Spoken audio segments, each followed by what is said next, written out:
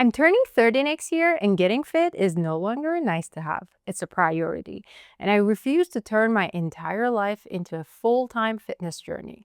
Honestly, I'm done with those fitness contents that assume you have unlimited time, unlimited willpower, and zero other responsibilities.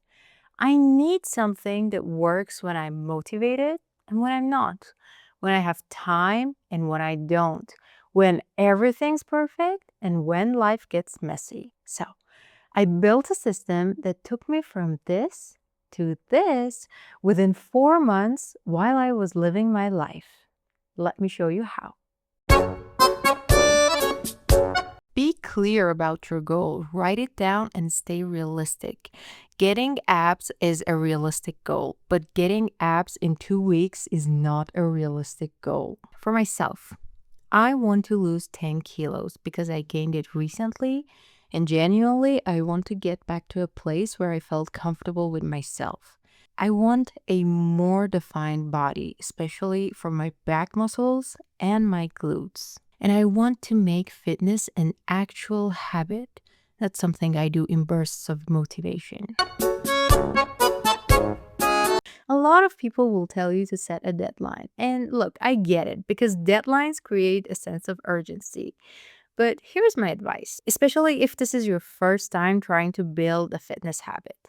Skip the deadlines at first because it will take you some time to understand how your body is responding to the changes. And if you're like me, you've been influenced by social media showing you this intense 30-day transformation stories, and you need to be perfect for them. You need to do everything with perfection. And when you don't see the results in the first month, you will probably feel devastated.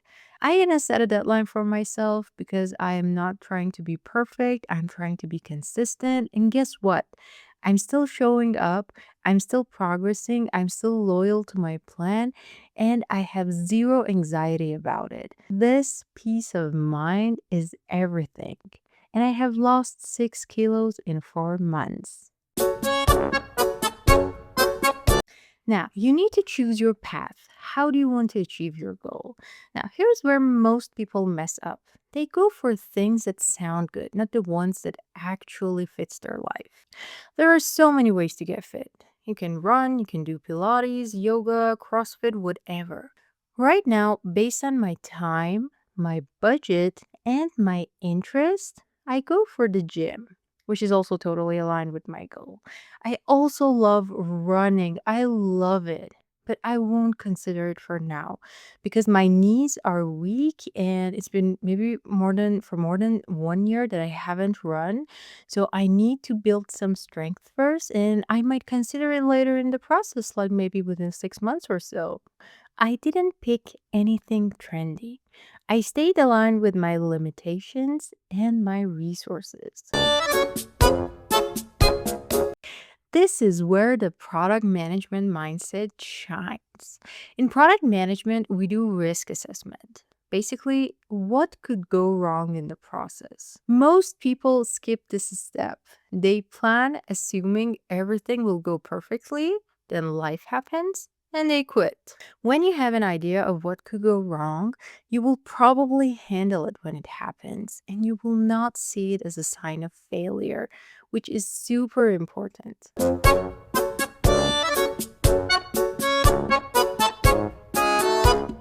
I have PCOS, which is super common among women, and basically it means hormonal imbalances, slower weight loss, inflammation, and extra fatigue. So, before starting my journey, I know that my progress might be slower than someone who doesn't have PCOS, so I should not compare myself to anyone in the social media or anyone in the gym. I should also take care of the triggers. Like, for example, I should not go for super heavy weights. Injury is super probable, and I do everything to avoid it. I take my warm up, cool down, and recovery very seriously. But if it happens, I'll focus on healing first, and then I try to adjust my program around it. Your plan has to flex based on your resources. Lack of motivation. This is a big one. Motivation is unreliable. You cannot build a system that depends on motivation or you will fail. So, what do I do? Well, I go to a gym close to my house because going to the gym is already hard and I don't want to make it harder. I limit my workout clothes. I have outfits for 5 days. I wash them on weekends and I never think about what to wear. By the way, when you're not in the mood, the moment you push yourself to get ready, you start to feel it again. So keep that step as simple as possible. And I monitor my progress in any way that matters for me. And we will discuss this later in this video. I travel a lot and sometimes I don't have access to the gym or I don't want to go to the gym. So my backup may be walking or staying active however possible. And I don't punish myself for eating delicious food in the local places, but I still try to keep the balance. Again, the system has to flex. It happens often. There are deadlines at work, life emergencies, whatever. When this happens, I don't throw everything away. I scale down. Maybe just walking that week or doing a quick 5-minute yoga session at home. The system adjusts based on your resources and it doesn't break.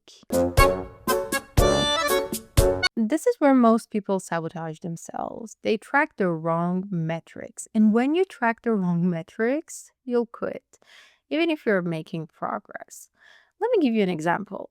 I have PCOS, and when I start working out, the number on the scale barely moves for the first few weeks or months. But I'm losing fat, gaining muscle, I'm getting leaner, my clothes are fitting better.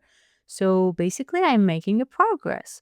But if I only want to track my weight, I will probably feel as if I'm failing. But that's not the truth. These are the metrics I will be tracking for my journey. For every movement I do in the gym, I write down the number of reps, number of sets, and the weights I'm lifting because they are all the indicators of me getting stronger over the time. And I will take video footage every few days or weeks because visual progress matters a lot. I specifically don't measure my body in inches because that triggers my body dysmorphia, but that's also a good metric to follow if you want. I would also track my body weight, but not obsessively, maybe once a week. For my diet, I'm not obsessively counting my calories, but I'm also not guessing blindly. So I asked AI how much calories I need to be eating, plus protein, carbs, and fat targets based on my goal and my stats. Then I looked up the calorie of the food I usually eat during the week, like rice, chicken, veggies, and whatever. And then adjusted my portion to hit close the target. This is a rule I have for myself and I suggest it. I don't delete the food I love and enjoy.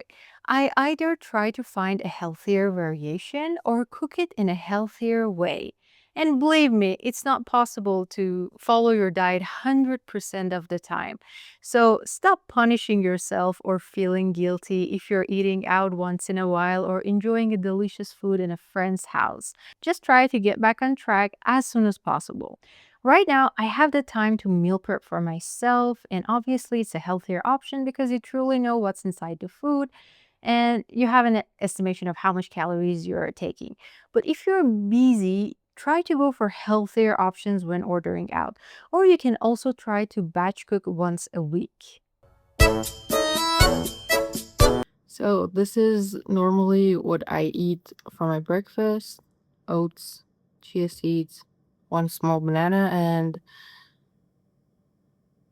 a tablespoon of peanut butter. We were there.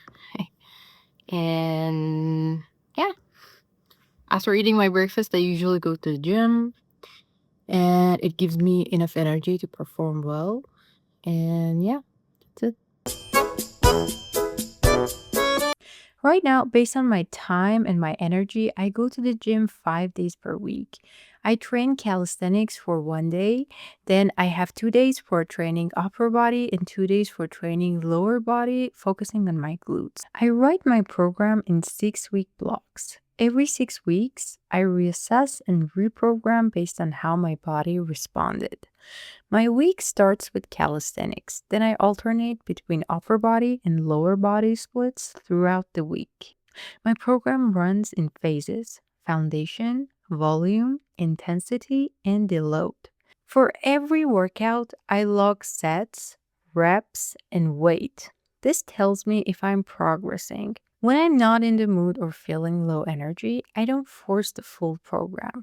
I train based on my energy level that day, but I take notes. I write down that I was low energy because data reveals patterns. If I'm low energy all the time, that's telling me something. Maybe I need to adjust my training tempo, maybe I'm not recovering enough, or maybe there's something deeper. And when something doesn't work, like when I injured my lower back, I adjust it.